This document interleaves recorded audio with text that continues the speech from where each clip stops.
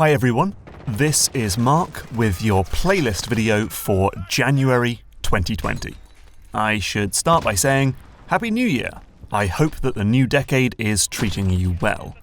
If you haven't seen one of these before, it's 3 mini reviews of games I've been playing lately, from massive new blockbuster releases to cool indie finds, and sometimes some older games I've gone back to. Without further ado, here are this month's picks. Death Stranding. Oh boy, where to begin with Death Stranding?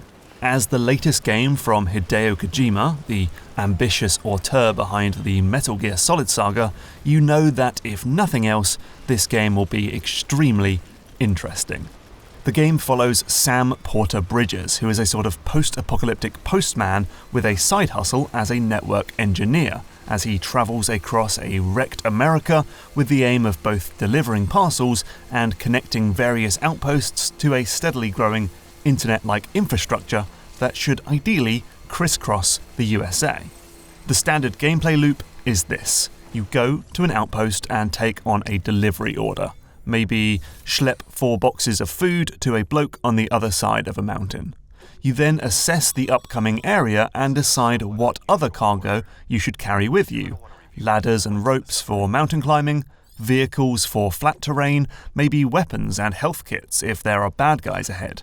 You can even take out a 3D printer to build things like post boxes and battery charging points out in the world. You then set off, and it's here, I think, that we get to the bit where people start to debate whether or not this game is actually fun. Basically, you spend a lot of time just sort of walking forward, maybe tapping X to climb over a rock. If you've got particularly heavy cargo, you might need to squeeze the triggers here and there to sway left and right and rebalance your load. And you're always keeping an eye on the stamina bar or the battery that powers your exoskeleton robo-legs. But, to be honest, I actually found this quite a lot of fun.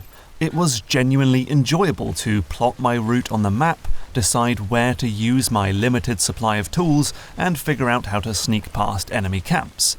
It's like a serene, glacial-paced Crazy Taxi, mixed with a bit of Breath of the Wild style climbing and survival sim item management. I found this loop entrancing enough to go ahead and finish the whole game, and even take on some optional orders here and there. What I especially liked is how the game's online system works. A bit like in Dark Souls, other players can leave notes and messages for you to find in your game world. But beyond that, they can also drop parcels for you to deliver, leave vehicles for you to borrow, and even build all sorts of useful structures. So while the game starts in a completely desolate, empty world, after a few hours it will be brimming with roads, bridges and zip lines, all created by the game's community. That then makes it even more satisfying to go out and drop down your own safe house or watchtower or whatever, and then get notifications that your stuff is proving useful to others. So, through its gameplay alone, Death Stranding speaks about reconnecting, working together, rebuilding, and finding hope for the future, which is all very much needed right now. But whether the narrative is saying the same stuff, I actually have no idea. Worse than any Metal Gear game, this is just a nonsense spaghetti mess of different plot threads, exposition, and scenery-chewing monologues where your hero, the gruff, bearded dude this time is played by Norman Reedus, just sort of goes, huh, every now and again. I have to say I lost interest in much of the story stuff pretty early on, though I did enjoy the relationship between Sam and his baby buddy, BB. Oh yeah, Sam can detect invisible enemies thanks to a premature baby that swims around in a tank on his chest. Did I forget to mention that?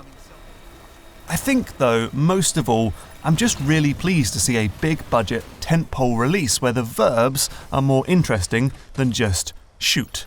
And even then, you're discouraged from shooting in much of the game because dead bodies are bad news. So if you end up killing someone, you'll have to take them to an incinerator halfway across the map. Instead, then, this is a game where the key verbs are to walk, climb, balance, build, drive, deliver, sneak, scramble, and soothe a baby. I still don't fully know what I think of Death Stranding. If you asked me to give it a score out of 10, I think I'd tell you to look behind you and then run away really fast. But I'm totally here for ambitious, weird, slightly boring, but always interesting games. So, a tentative thumbs up from me. I'm going to need to sit on this one for a while though.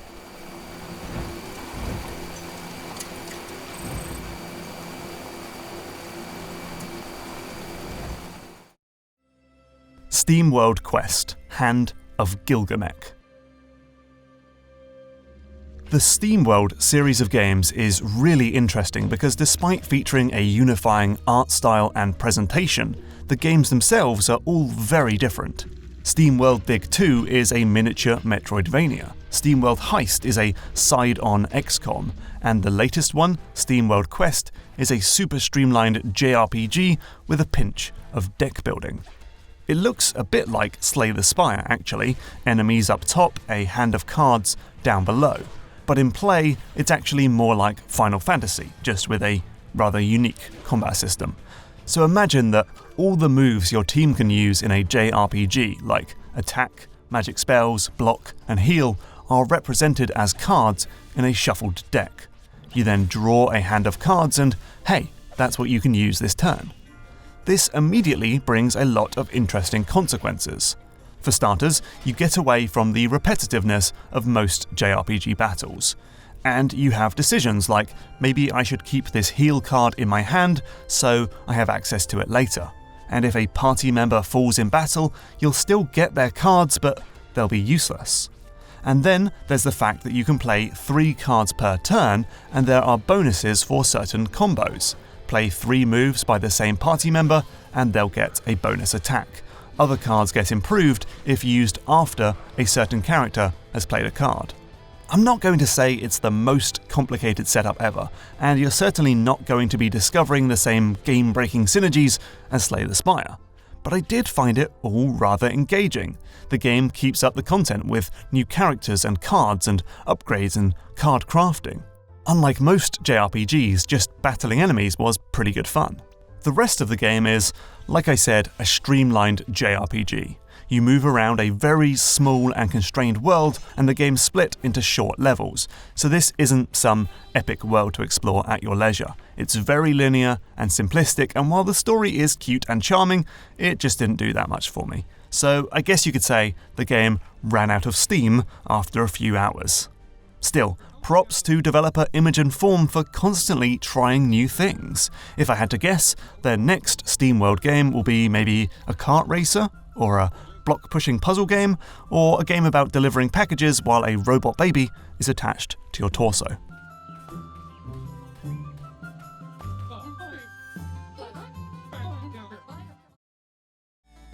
Shovel Knight, King of Cards.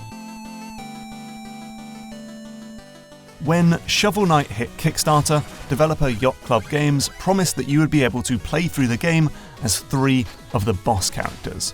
It was supposed to be a cheeky alternative mode with ever so slightly different mechanics, but they ended up being a lot more than that. Plague of Shadows has a bonkers explosive character who's alarmingly fun to control. Spectre Knight completely revamps the existing levels with new challenges for his ninja-like moveset. And now there's King of Cards, which is definitely the most ambitious of the lot. Let's start with King Knight's moveset. He's got a lot in common with Wario actually, thanks to an aggressive shoulder barge move. But doing this sends King into a spiralling pirouette. Now the game works like the original Shovel Knight as you try to plunge down onto enemies. But doing that recharges King's shoulder bash so you can do another in mid-air. This can be used to create lengthy combinations of moves to get through difficult challenges. Basically, he's really fun to control. This stuff takes place in basically a whole new set of levels. Sure, they're the same theme as before, a castle, an underwater stage, a clockwork tower, and so on, but the layouts are all new, with new mechanics and hazards that are used to get the most out of King Knight's mobility. There are also secret exits that lead to new bonus levels, and also the stages are split into 3 mini-levels each, allowing you to better decide how you want to travel across the Mario 3 style map screen. The other big addition to King of Cards is right there in the title, a card game. It's called Joustus, and it's apparently based on some Final Fantasy card game, and I just completely suck at it. There's actually a lot of look-ahead calculation as you weigh up what will be the possible outcomes of every move you can make. I talked about this in the random episode I just made. And I'm just way too lazy to do that, so I play fast and loose and end up just losing over and over again. Fortunately, the game is designed so you can complete the whole campaign without ever playing the card game at all. Thank heavens for that. I also actually enjoyed the story stuff in this game. These bonus campaigns are interesting in how they fill in story beats that happen before Shovel Knight or run alongside his story. This one is a prequel and is genuinely funny in a lot of places. Ultimately, I'm happy for Yacht Club that they've finally delivered on all of their stretch goals and they can finally work on something new. But considering the quality of all 4 of these campaigns, I'd be more than happy to play Shovel Knight for a 5th or even 6th time if they had any more ideas left in the tank. Thanks for watching. See you next month.